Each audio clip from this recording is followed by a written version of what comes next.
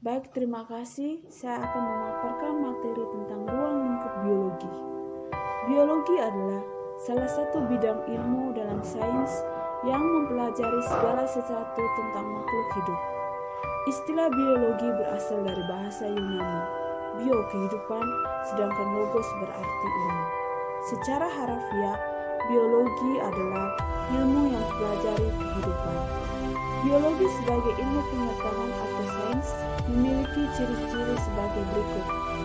1. Objek yang dikaji berupa benda nyata atau konkret. 2. Selalu berkembang berdasarkan pengalaman empiris. 3. Menggunakan cara berpikir logis. 4. Dikaji secara sistematis dan hasilnya objektif. 2. Karakteristik biologi. 1. Makhluk hidup disusun oleh sel. 2. Makhluk hidup mengalami pertumbuhan dan perkembangan. 3. Makhluk hidup melakukan proses metabolisme. 4. Makhluk hidup memberikan respon terhadap rangsangan. 5. Makhluk hidup melakukan reproduksi. 6. Makhluk hidup mampu beradaptasi dengan lingkungan. 3. Struktur organisasi kehidupan. Pertama, objek tingkat molekul.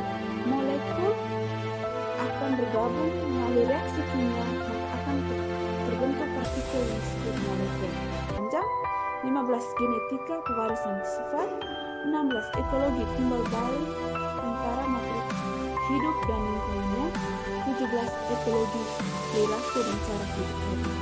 Yang berikut saya berikan kesempatan kepada teman saya untuk melanjutkan materi ruang lingkup biologi. Sekian. Manfaat dalam mempelajari ilmu biologi. Dalam mempelajari ilmu biologi, ada beberapa manfaat dalam berbagai bidang. Yang pertama, dalam bidang kedokteran. Dengan sitologi dan histologi, manusia bisa mengembangkan IVF atau bayi tabung dan teknik transplantasi organ, misalnya transplantasi jantung. Dengan mikrobiologi, kita bisa mempelajari penyakit yang disebabkan infeksi mikrobiologi. Serta dengan adanya virologi, kita bisa mempelajari proses pembuatan vaksin. Yang kedua, dalam bidang pertanian. Dengan botani, histologi, genetika, bioteknologi, kita bisa mengembangkan teknologi kultur jaringan, tanaman transgenetik, biopestisida, dan lain sebagainya. Yang ketiga, dalam bidang peternakan. Dengan zoologi, anatomi hewan, fisiologi hewan, dan genetika, kita bisa menghasilkan ternak unggul melalui persilangan atau yang sering disebut dengan hibridisasi atau inseminasi buatan. Yang keempat, hubungan antara variabel-variabel dalam sebuah penelitian. Ada beberapa variabel yang perlu kita ketahui. Yang pertama, variabel bebas adalah variabel yang sengaja diubah-ubah untuk melihat pengaruhnya terhadap hasil percobaan. Yang kedua, ada yang namanya variabel terikat, merupakan variabel yang diukur atau diamati sebagai hasil dari sebuah percobaan. Dan yang ketiga adalah variabel kontrol, merupakan variabel yang dibuat konstan atau disamakan. Sekian dari saya. Materi selanjutnya akan dijelaskan oleh teman saya tentang asal-muasal kehidupan. Mendeskripsikan tentang ruang lingkup biologi dan asal-muasal kehidupan. Saya atas nama Karunia Pebegaba dari Prodi IPA semester 1 ingin mendeskripsikan tentang asal-muasal kehidupan. Dalam ilmu biologi, ternyata ada yang namanya asal-muasal kehidupan. Aristoteles, seorang filsuf asal Yunani kuno, mengajukan sebuah teori mengenai asal-usul kehidupan yang disebut abiogenesis dan biogenesis. Dan saya akan menjelaskan tentang teori abiogenesis. Teori abiogenesis ini dicetuskan pada tahun 384 sampai 322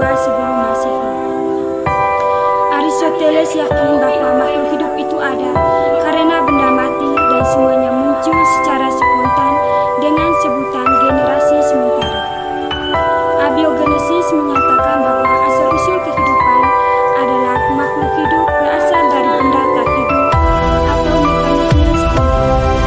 Contohnya daging yang membusuk bisa tumbuh ulang. Teori biogenesis mengungkapkan bahwa asal-usul kehidupan adalah organisme hidup lain yang sudah ada sebelum menciptakan semua. Abiogenesis gagal dibuktikan secara eksperimental, sementara biogenesis itu dibuktikan secara eksperimen oleh bahan ilmiah. Sekian dari saya, selanjutnya silahkan kepada teman saya Didi untuk menjelaskan teori biogenesis. Sekian dan terima kasih. Berasal dari dilahirkan oleh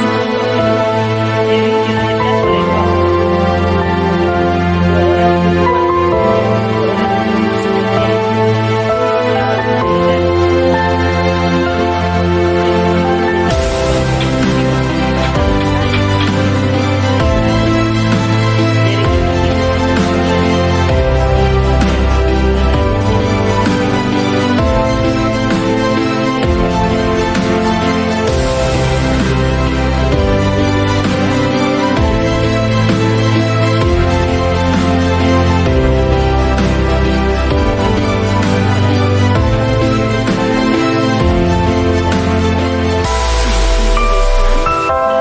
teori Charles Darwin atau teori evolusi Darwin pada tahun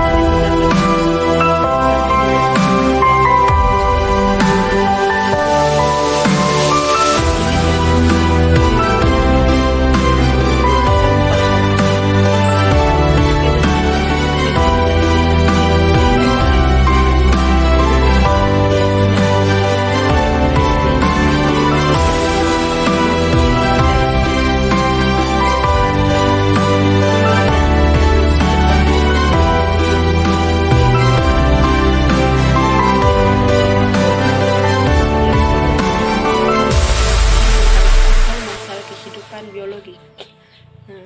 Selamat pagi untuk kita semua.